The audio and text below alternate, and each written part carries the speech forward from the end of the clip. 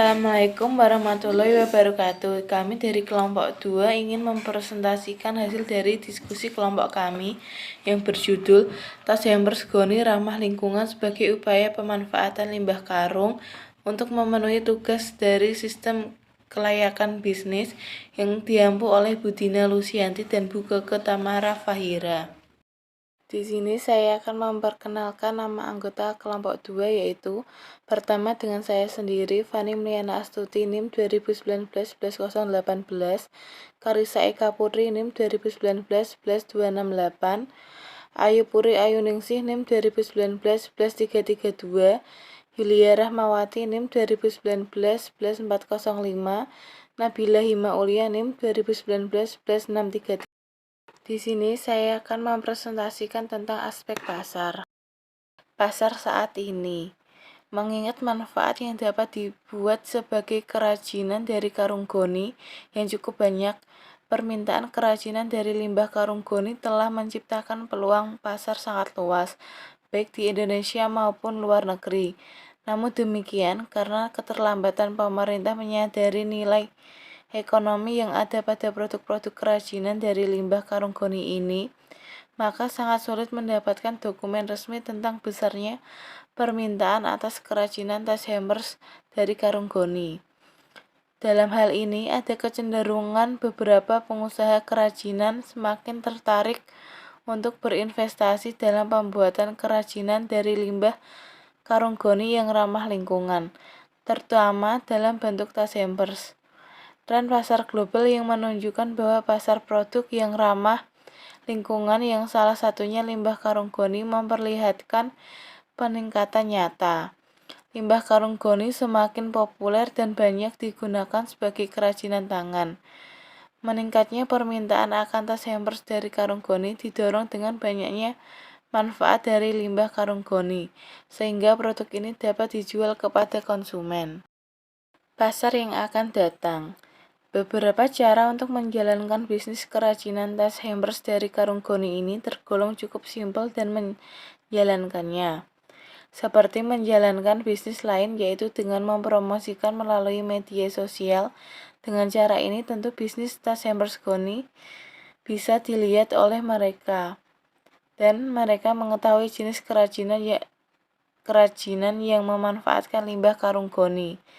Dalam mengembangkan usaha agar tetap berjalan dengan baik, dapat dilakukan dengan cara melayani konsumen dengan ramah dan memperkenalkan manfaat apa saja yang dapat dibuat dari limbah karung goni, yang salah satunya adalah tas hampers dari karung goni.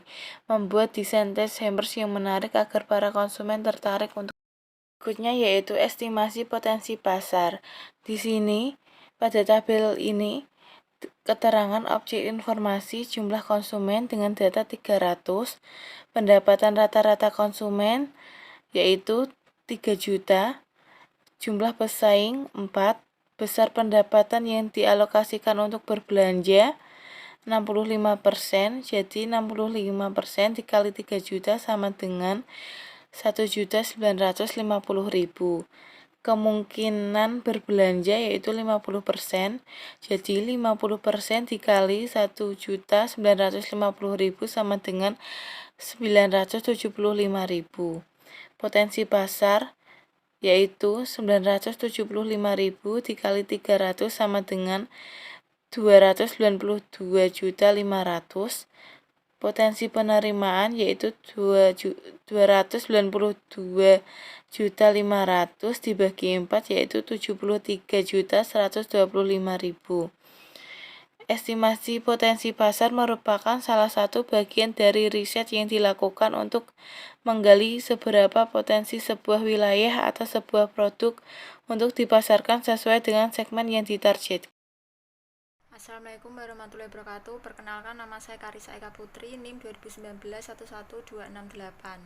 Di sini saya akan menjelaskan tentang aspek pemasaran, segmenting, targeting, dan positioning tas hampers. Yang pertama, segmenting. Untuk mengambil jalan tengah dapat pula menyiapkan hampers dari berbagai kalangan, yakni harga hampers yang dianggap cukup murah untuk kalangan menengah ke bawah hingga hampers dengan harga yang cukup tinggi untuk target pasar kalangan menengah ke atas karena dari segi kemasan dan isi tentu keduanya akan berbeda. Yang kedua, targeting. Untuk target, kami menargetkan orang dewasa atau remaja yang ingin memberikan hadiah kepada temannya atau orang terdekat dengan tas kado yang lebih menarik dari paper bag biasa. Yang ketiga, positioning. Untuk menciptakan nilai jual yang maksimal, kreativitas dan juga pendapat konsumen terhadap produk ini juga menciptakan seni keindahan pada produk. Selanjutnya, bauran pemasaran. Yang pertama ada price atau harga. Harga untuk produk kami sendiri tergolong terjangkau. Kami memberikan harga mulai dari 50.000 sampai 200.000 tergantung dengan model dan tingkat kesulitan proses produksinya. Yang kedua, place atau tempat.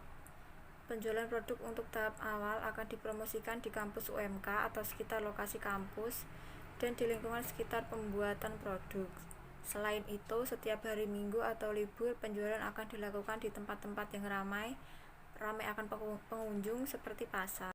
Bauran pemasaran yang selanjutnya adalah yang ketiga, produk. Bahan utama yang digunakan dalam pembuatan hampers ini adalah karung goni. Kami menggunakan tenaga sendiri untuk membuat hampers ini. Akan tetapi kami juga dibantu dengan alat-alat bantu lainnya seperti mesin jahit untuk mempermudah membuatnya. Yang keempat, promotion atau promosi.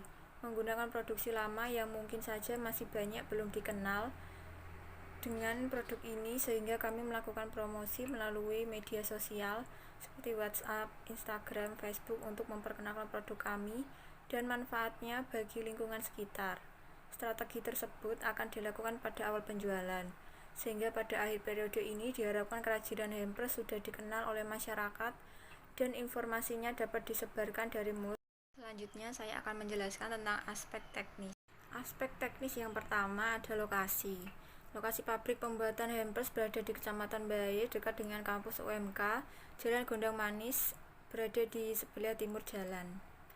Dan yang kedua, luas produksi.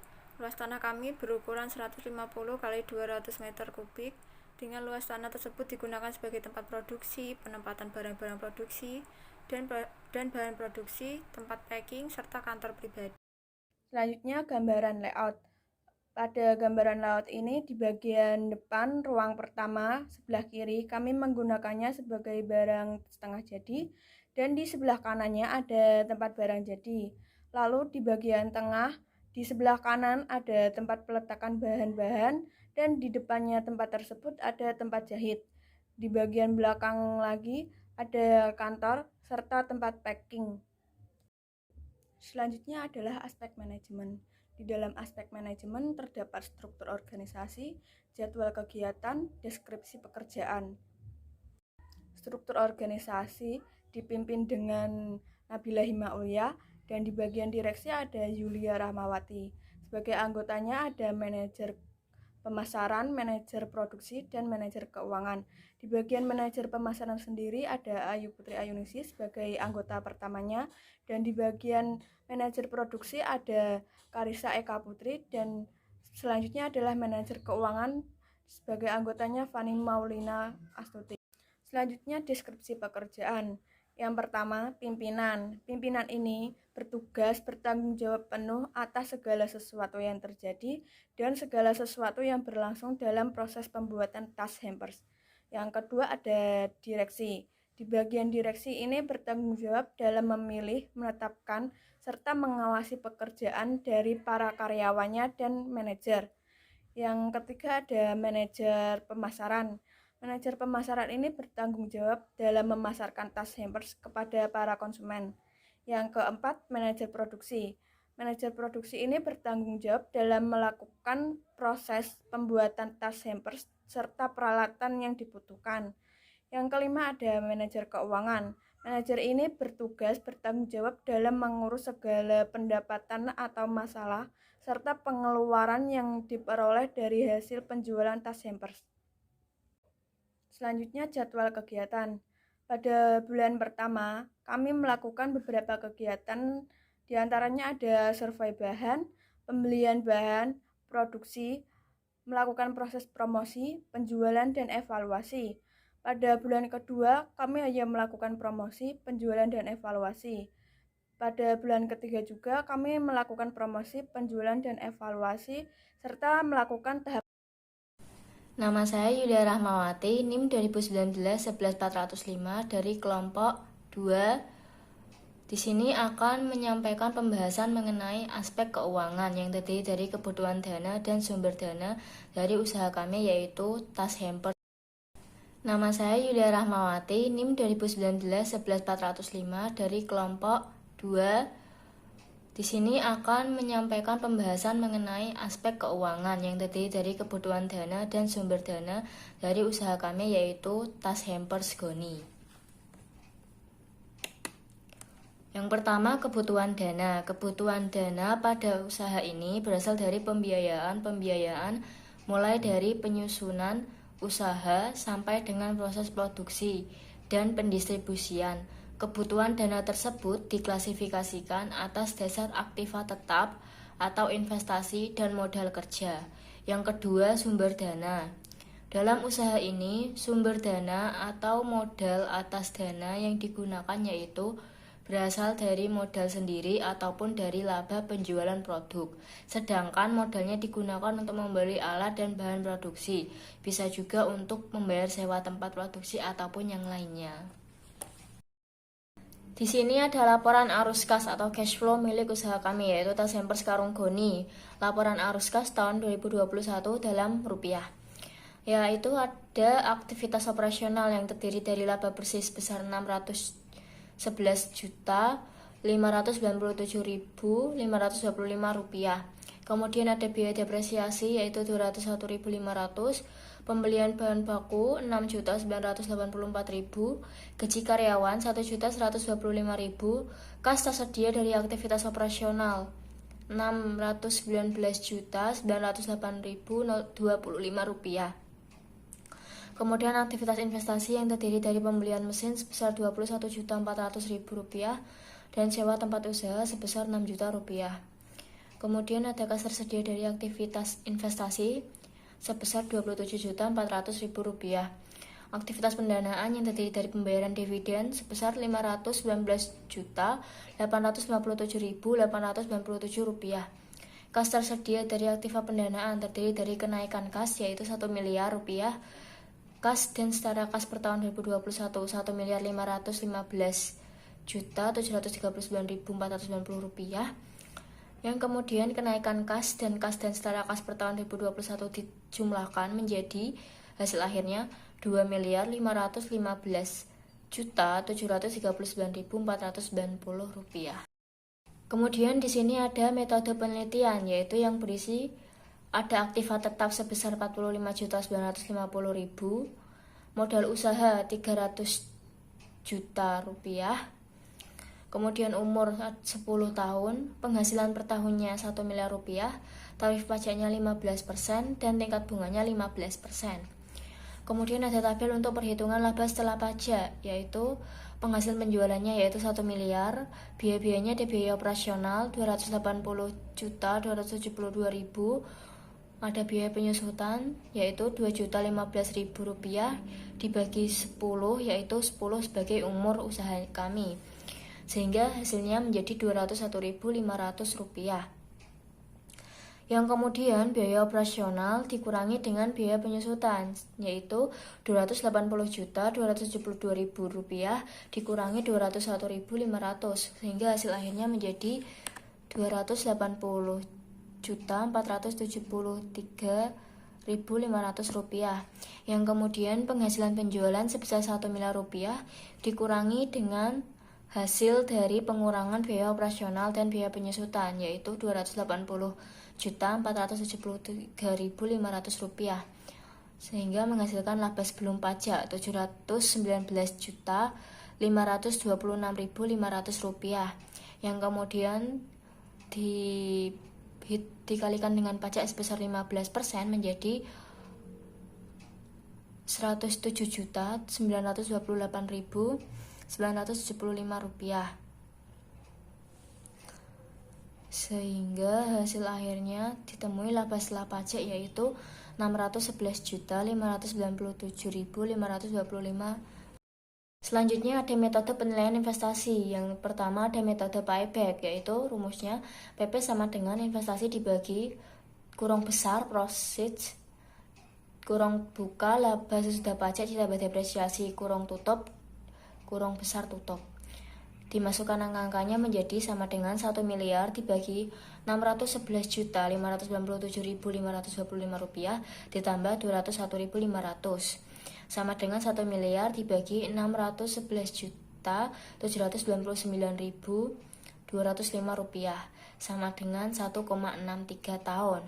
Sehingga kesimpulannya PP kurang dari 5 tahun maka layak untuk dijalankan. Selanjutnya, metode berinvestasi yang kedua yaitu ada metode Net Present Value atau NPV. Rumusnya, NPV sama dengan C1 per 1 ditambah R ditambah C2 per dalam kurung 1 ditambah R dikuadratkan ditambah C3 per dalam kurung 1 tambah R dipangkatkan 3 ditambah C4 per dalam kurung 1 tambah R dipangkatkan 4 tambah C5 per dalam kurung 1 tambah R pangkat 5 dan seterusnya. Ini disesuaikan dengan usia usahanya. Kemudian dikurangi C0. Kita masukkan angkanya menjadi sama dengan kurang besar buka 611.597.525 rupiah per 1 tambah 0,15 ditambah 611.597.525 rupiah per dalam kurung 1 tambah 0,15 dikuadratkan ditambah 611.597.525 rupiah per dalam kurung 1 tambah 0,15 dipangkatkan 3 ditambah 611.597.525 rupiah per dalam kurung 1 ditambah 0,15 dipangkatkan 4 ditambah 611.597.525 rupiah per dalam kurung 1 tambah 0,15 dipangkatkan 5 dan seterusnya. Dijumlahkan sesuai dengan umur usahanya. Di sini umur usaha kami yaitu 10 tahun sehingga dijumlahkan sampai dengan 611.597.525 rupiah per dalam kurung 1 tambah 0,15 dipangkatkan 10. Kemudian dikurangi dengan 280.272.000 rupiah. Sama dengan kurung buka besar 611.597.525 rupiah per 1,15 ditambah 611.597.055 rupiah per 1,32 ditambah 611.597.055 rupiah per 1,52 ditambah 611.597.055 rupiah per 1,75 ditambah 611.597.055 rupiah per 2,01 kurang besar tutup dikurangi 280.272.000 rupiah sama dengan kurang buka 531.935 rupiah ditambah 463.331.458 rupiah ditambah 402.336.793 rupiah ditambah 349.484.300 rupiah ditambah 304.277.376 rupiah ditambah 264.760.833 rupiah ditambah 229.923.882 rupiah ditambah 200.523.779 rupiah ditambah 244.309 rupiah ditambah 151.385.526 rupiah kurang tutup dikurangi 280.272.000 rupiah sama dengan 3.032.190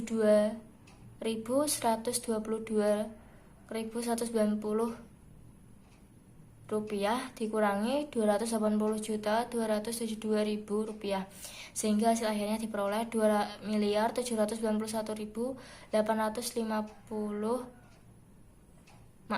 sehingga hasil akhirnya diperoleh yaitu sama dengan 2.791.850.190 rupiah sehingga nilai NPV positif maka layak untuk digunakan. Selanjutnya yang ketiga, metode penilaian investasi dengan menggunakan Profitability Index. P1 atau PI sama dengan 3 miliar Rp072.122.190 dibagi dengan 1 miliar rupiah sama dengan 3,07. Sehingga kesimpulannya nilai P1 lebih dari 1, maka layak untuk digunakan. Baik, selanjutnya adalah pembahasan tentang aspek lingkungan yang terdiri dari manfaat ekonomi, sosial, budaya, dan penanganan. Baik, selanjutnya adalah pembahasan tentang aspek lingkungan yang terdiri dari manfaat ekonomi, sosial, budaya, dan penanganan limbah. Perkenalkan, dengan saya Nabila Hima Aulia, NIM 2019 11633. Aspek lingkungan. Dari manfaat ekonomi, sosial, dan budaya. Yang pertama, adanya persaingan antar pelaku usaha. Tas merupakan wadah tertutup yang dapat dibawa berpergian yang hampir dari kebanyakan wanita di Indonesia memiliki tas. Oleh karena itu, banyak sekali usaha-usaha yang mendesain tas dengan berbagai keunikan, bentuk, warna, dan lain sebagainya. Melihat hal tersebut, kami berinisiatif dan melihat peluang dengan mendesain tas yang tidak kalah beda dari pesaing pelaku usaha di luar sana. Sehingga kami percaya untuk membangun usaha ini dan bertahan serta bersaing dengan pengusaha lain.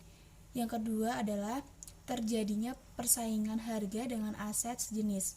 Walaupun masing-masing bisnis memiliki karakteristik yang berbeda dengan yang lain, ada kemungkinan sebagian orang akan memiliki atau memilih harga yang lebih rendah. Dengan cara ini, sebagai pendiri bisnis, kita harus cerdas dalam menentukan harga setiap produknya. Masih dengan manfaat ekonomi, sosial, dan budaya. Kerajinan tangan ini mampu meningkatkan persaingan dalam menciptakan dan memenuhi kebutuhan masyarakat. Selain itu, bahan yang digunakan juga ramah lingkungan. Dengan dibangunnya usaha kami ini, secara tidak langsung dapat memberikan peluang dan kesempatan bagi masyarakat yang kehilangan pekerjaan dengan membuka lapangan pekerjaan baru. Selain itu, dapat mengurangi tingkat pengangguran di masyarakat sekitar, serta dapat meningkatkan kreativitas baik anak muda dan orang dewasa yang terdapat di lingkungan sekitar maupun luar lingkungan bisnis. Sebuah inovasi akan muncul dari ide-ide yang didapatkan untuk membuat beragam produk menjadi indah dan unik. Dilihat dari aspek budaya, kerajinan tangan tas hampers ini diharapkan dapat menarik minat konsumen, baik konsumen tingkat atas, menengah, maupun bawah, serta dapat menarik minat konsumen turis yang berkunjung di daerah setempat untuk berlibur. Karena selain dari bentuk dan macam-macam produknya, juga memiliki inovasi keunikan di setiap desainnya. Selanjutnya adalah penanganan limbah. Dalam aspek lingkungan usaha kami juga berkaitan dengan limbah yang dihasilkan dari sisa-sisa bahan yang tidak terpakai. Limbah juga dapat membahayakan masyarakat, baik manusia maupun lingkungan sekitar. Untuk itu, untuk dapat mengurangi sisa limbah yang tidak terpakai, kami memanfaatkan untuk membuatnya sebagai bahan utama pembuatan aksesoris seperti vas bunga, tempat untuk buket bunga, dan souvenir seperti dompet kecil. Aspek selanjutnya yang akan dibahas adalah aspek yuridis bentuk perusahaan. Aspek selanjutnya yang akan dibahas adalah aspek yuridis bentuk perusahaan.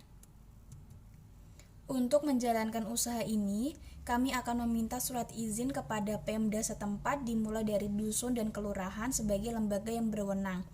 Hal ini dimaksudkan agar toko tas yang kami dirikan ini memiliki nilai kekuatan hukum.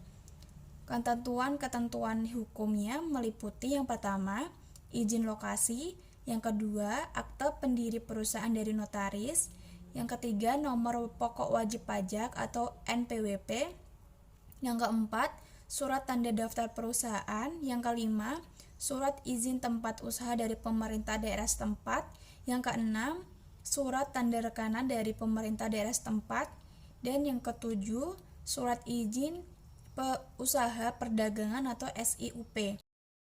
Sekian presentasi dari kelompok kami. Wassalamualaikum warahmatullahi wabarakatuh.